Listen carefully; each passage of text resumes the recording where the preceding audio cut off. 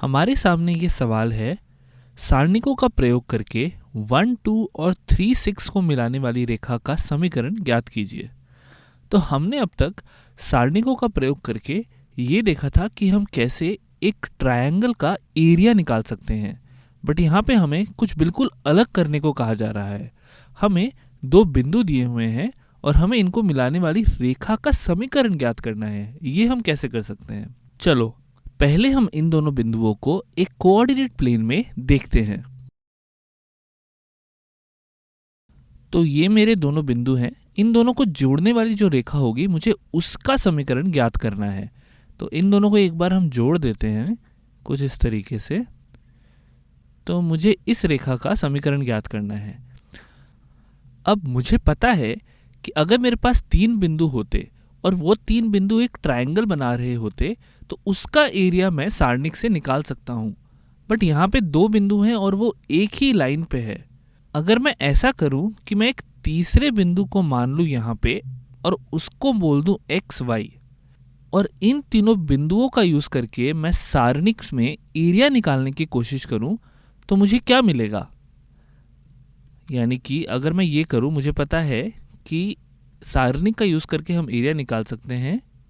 अगर मैं यहाँ पे पहले अपना पहला बिंदु डालता हूँ 1, 2 और फिर यहाँ पे 1 डालता हूँ, और फिर दूसरा बिंदु डालता हूँ एक्स वाई और फिर 1, और फिर तीसरा बिंदु डालता हूँ 3, 6 और फिर 1।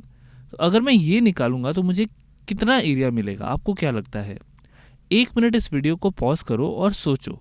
क्योंकि ये तीनों बिंदु एक ही लाइन पे है तो ये ट्रायंगल तो नहीं बना रहे, बट हम मान सकते हैं कि ये जो लाइन है ये एक ट्रायंगल की तरह है ऑफ जीरो एरिया। इसका क्षेत्रफल 0 है। अगर मैं इस एक्स वाई को थोड़ा सा ऊपर कर दूं तो आप देख सकते हो यहाँ पे एक छोटा सा ट्रायंगल बन जाएगा, है ना, जिसका एरिया बहुत कम होगा। और मैं जैसे जैसे इस बिंदु को इस एक्स वाई के पास लेके आऊँगा, मेरा ये क्षेत्रफल छोटा होता जाएगा। तो ये जो एक्स वाई वाला बिंदु है, इसका यूज़ करके अगर मैं इस एरिया को निकालूं तो ये एरिया बिल्कुल 0 आएगा। तो यानी कि अगर मैं यहाँ पे 0 डाल दूं इस एरिया के लिए, तो इस समीकरण से मुझे x और y के बीच में एक समीकरण मिलेगा जो कि इस लाइन का समीकरण होगा। चलिए करके देखते हैं। यहाँ पे मैं हाफ को अगर इधर ले जाऊं तो 0 ही मिल जाएगा मुझे। तो मेरे को बस इसका मान ज्ञात करना है। मैं यहाँ पे इस कॉलम का यूज़ करके सारणिक निकालता हूँ। तो सबसे पहले इसको देखता हूँ। मुझे पता है प्लस माइनस और प्लस, तो यहाँ पे +1 होगा 1, और एक छोटा डिटर्मिनेंट आएगा इसको छुपा के और इसको छुपा के। तो इस डिटर्मिनेंट में आएगा x, y, 3 और 6। फिर मुझे ये वाला 1 लेना है, तो ये प्लस है तो ये माइनस होगा। इस 1 के लिए मैं इसको और इसको छुपाऊंगा और मेरे को मिलेगा 1, 2, 3 और 6, यानी -1, क्योंकि ये -1 था, और 1, 2, 3 और 6। ओके, और फाइनली मेरे पास ये वाला 1 है जो कि प्लस आएगा, प्लस माइनस प्लस, तो ये हो जाएगा मेरा +1।